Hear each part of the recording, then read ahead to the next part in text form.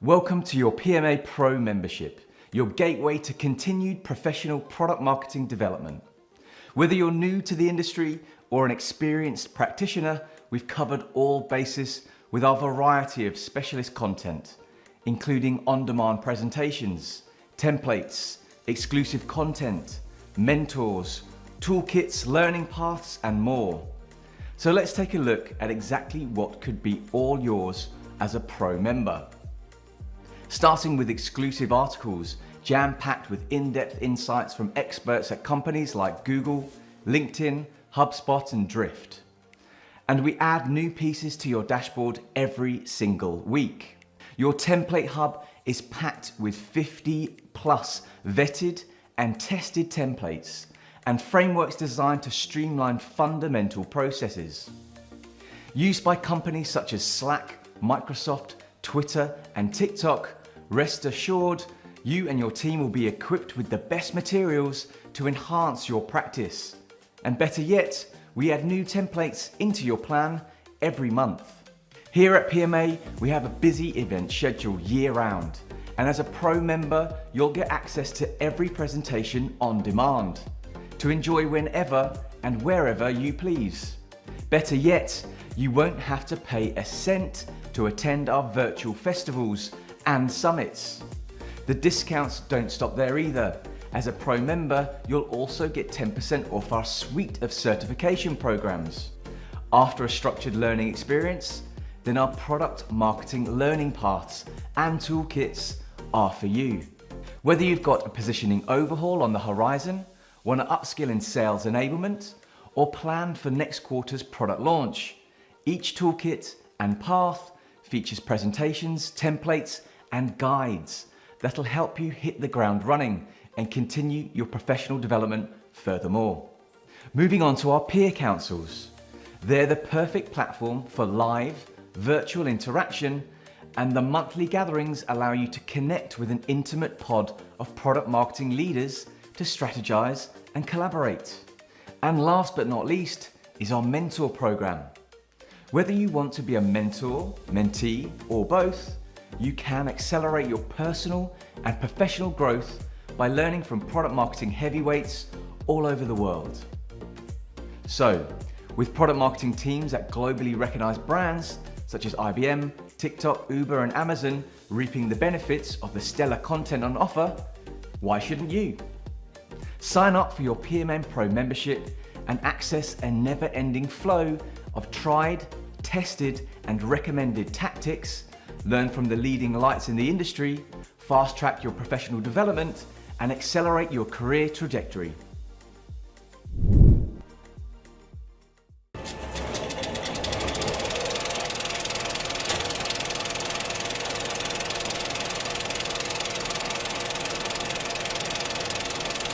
Hi, everyone. My name is Ali Wazbowski, and I'm the Director of Product Marketing at Peloton and lead our global bike product marketing team.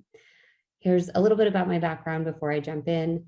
I've been in a lot of different types of marketing organizations across a lot of different stages of companies and started my career at Microsoft, spent 4 years since then running my own business, and prior to joining Peloton, led the earner engagement product marketing team at Uber. And along the way, I've become a huge advocate for product marketing. I believe so deeply in infusing user needs and adoption goals, not only into product design, but how we bring new products to market. I'm so honored to be here and to be a part of such a growing, dynamic, and amazing community of fellow product marketers.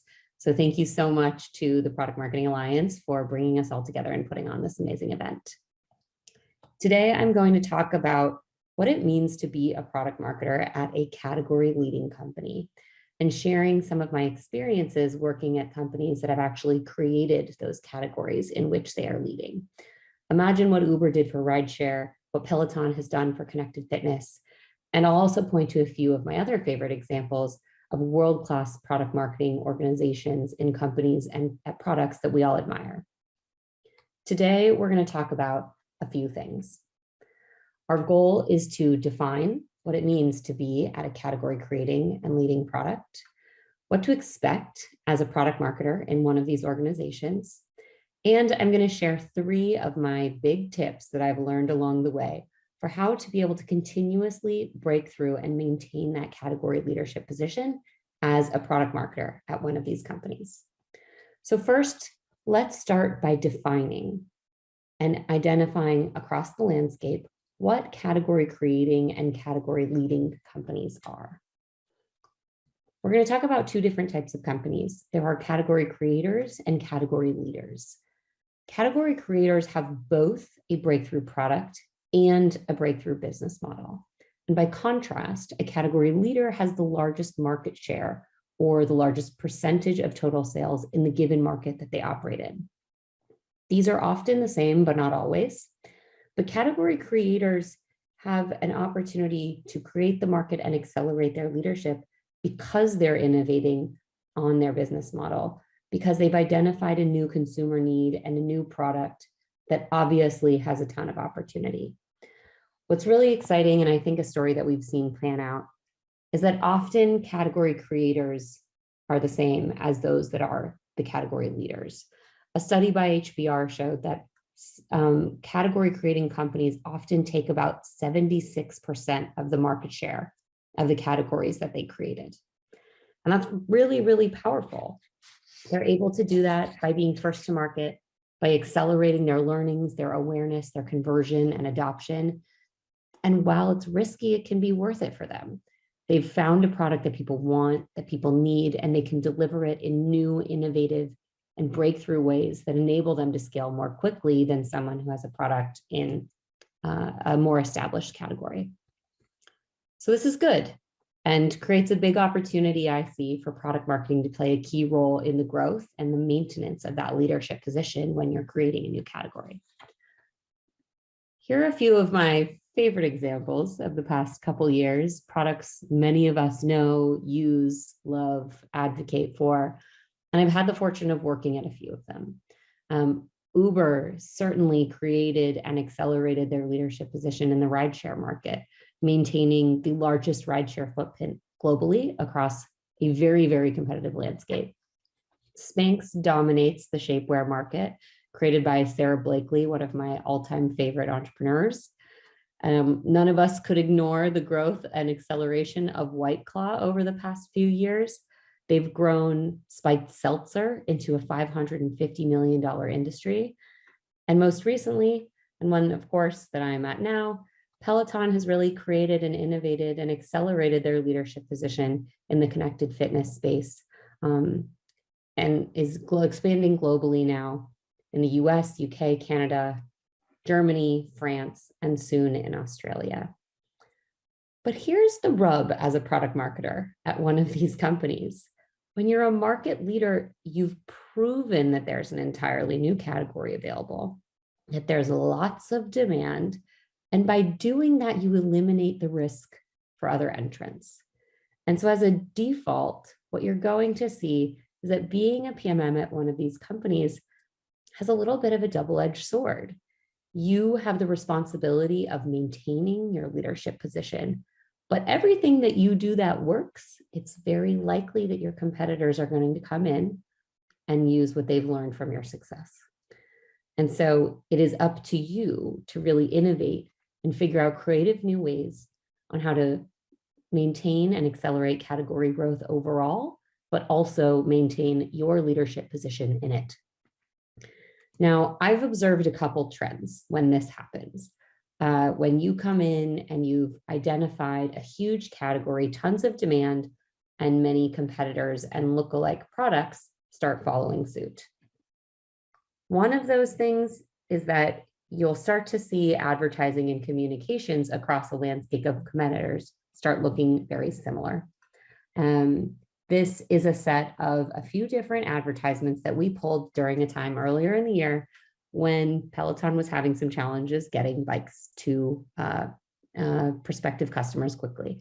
And what you'll see is that Echelon, SoulCycle, and Mirror, many others, started advertising based on the time that they could get their products to their customer. So what this is a signal of is as market entrants come in, you are going to start seeing very similar messaging coming in at the top of the funnel, which presents a bigger challenge as a marketer for you to figure out as the leader, how can you continue to differentiate when the market is often using a lot of shared messaging. Another thing that you'll also see is that you're going to see your competition get very competitive. You are going to see those other products look at what your weak points are or unlock other areas of potential demand to try and capitalize on this. I think this is one of my favorite examples. You'll start to see headlines even where consumers are going to start wanting to know what's the difference between your product and all of the others. And in so doing, your leadership position kind of gets scratched away by several other products and brands entering the market. So as a product marketer, what are you supposed to do when you're part of one of these organizations? The things that you've delivered to market are successful, and so successful that other entrants are coming in. And they want to and will use the things that you've learned as successful, both in your product features as well as in your marketing communications, to market their own products. But you don't want to walk away from those messaging and kind of core reasons to believe that work so effectively for you. So what are you going to do as a market leader when you've opened up demand, other entrants have come in? How can you maintain and accelerate category growth as well as maintain your leadership position inside of it? What I'm going to do is share two big learnings that I have come through my experience and have shaped quite a few of the theses that we are putting into market over the next chapter. First, as a product marketer at one of these organizations, we need to accept the reality that you are both a category leader and a competitive product. And what that means is, as the leader, you have a responsibility and an opportunity to continue to educate consumers about the category overall, as well as your product's unique space to occupy in it and your leadership position in the mix of opportunities. And this is a really special balance between marketing your product, advocating for the core reasons to believe in value propositions of your category overall, but making sure that you strike on the unique ways that your product is different and better than the competition. The second big learning that I want to talk about is what I call find a new way in. As a product marketer, if you found a message that works, you don't want to walk away from it. But every message can be communicated in a multitude of different ways in really unique, differentiated channels. And my advice is that as a product marketer in one of these category creating or category leading companies, that it is your responsibility to find that new way in, to make that evergreen RTB break through and resonate in a new way, and ideally find a way to tell that story in a way that only you can tell that story and achieve even greater resonance and even greater impact for your business. So what I'm going to do now is talk a little bit about 3 tips I've uncovered for how to find a new way in once you are in the process of both educating consumers on the category that you're in, as well as being tasked with the bit from the business of accelerating or maintaining your leadership position in it. And along the way, I'm going to share a couple of my favorite examples from other categories, as well as a few stories from Peloton about how to make this successful. The first big tip is one that I like to call feeling over function. As product marketers, we love to look at the features. We love to look at the functionality. But if you've created a market and other entrants have come in, it's very likely that they are going to lean on very close functions and very close features for their product to get the adoption in the market and compete in the market as well. So I found the shot on iPhone campaign, one many of you have probably seen across skylines and billboards in your city, as this really perfect manifestation of how I think Apple is demonstrating feeling over function. What they're doing here, rather than talking about whether they have one camera or two cameras or three cameras or how many megapixels do their photos capture. Instead, what this campaign does is it shows you what a photo can do, what a beautiful photo can do, powered by iPhone, and how it makes you feel about the world around you, about daily life. And I think this is an incredibly savvy and nuanced campaign. By contrast, when you look at Samsung, for example, their ads often show hardware and show multiple cameras. And the iPhone has those too. But what iPhone is doing is focusing instead on the output of those features and the way that that output makes you feel. And I think it's incredibly savvy and sound product marketing. And it's been one of the campaigns I've ever seen with the longest run in any city. It's really powerful, really flexible, really globally extensible. And I think it does a really important job of demonstrating that when you put feeling over function, you can actually create even greater breakthrough with your audience over time. The second big learning I've found is around being bold. As a market leader, you get to focus on a couple other things. You don't have to focus as much on awareness or certain products because you are ahead in the market. And one of my favorite examples of being bold is a campaign called the Whopper Detour. If you have not seen this, you should absolutely look it up. Now, interestingly, Burger King is actually not the market leader in terms of total burgers sold or the most usage of their delivery app, but they are willing to be bold in a way that their competition was not. And what they did was they actually encouraged their customers to go to the competition. If they downloaded the app, if they drove up to a McDonald's, they could only there in that location order a Whopper for $0.01. And what is so brilliant about this is that they were willing to be bold and breakthrough and so much more differentiated than some of the things that we typically see from their category and competition. And it had real impact. They were able to drive 1 million app downloads in a very short time period. During that time period, they were also able to jump ahead of McDonald's app on the App Store. And I think it's a really important thing to think about. As a leader, how do you act as a leader? How do you act boldly in your category to continue to drive awareness, adoption, and engagement from your customers? The final tip, and one of my favorites, I'm going to talk a little bit about an example from Peloton. My third and final tip is what I like to call only at insert your company here. The prior area of focus around be bold is really about what will your company do. But this third and final tip is about really identifying the things that only your company can do based on its position and often its position of leadership and category creation. This is about looking for things that your competitors cannot and doing things in breakthrough, bold, ambitious ways because of what you've built along the way. I'm going to look at Peloton as an example here, and I'm going to talk about two different examples. The first is around price.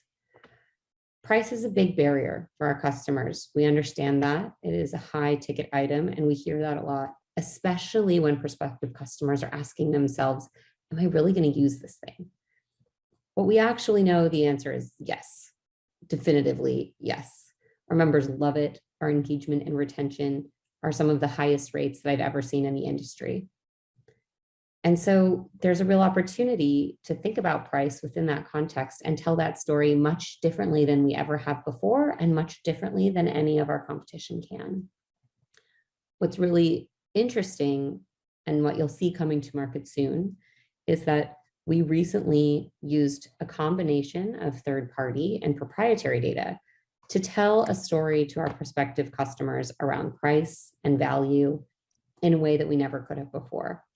And what you'll see in market is a quite functional, direct message that Peloton is very much worth the cost and incredibly cost effective because we know our customers use the product so much. The second example is a bit less of the kind of functional evergreen RTB and looks a little bit about how we deliver an amazing and differentiated experience, which is rooted in our relationship with the music industry. Music is an incredibly important part of our experience, and simply put, there's no other connected fitness product out there that could and does have a partnership with the queen herself, Beyonce. We are incredibly dedicated and committed to our relationships in the music industry. And we were looking for some interesting ways to share that story. Now, I was not on the team at that time, but this has been one of the most successful things our team has done along the way. We leaned into our differentiator around our relationship with the music industry. And what we saw was that the Beyonce themed classes, partnership, and the ability to bring membership to historically Black colleges and universities was one of the efforts that our team was most proud of. It spoke to our values, it spoke to our unique differentiators, and did so in a way that only Peloton could do. So based on those three things, I hope all of you have an opportunity to work at category leading companies. It is incredibly exhilarating, but also incredibly challenging. And I hope you find these 3 tips helpful along the way. If you are interested in connecting, I'd love to meet you. Please feel free to reach out to me on LinkedIn. And thank you again to the Product Marketing Alliance for pulling this together. I hope all of you enjoy the rest of the festival.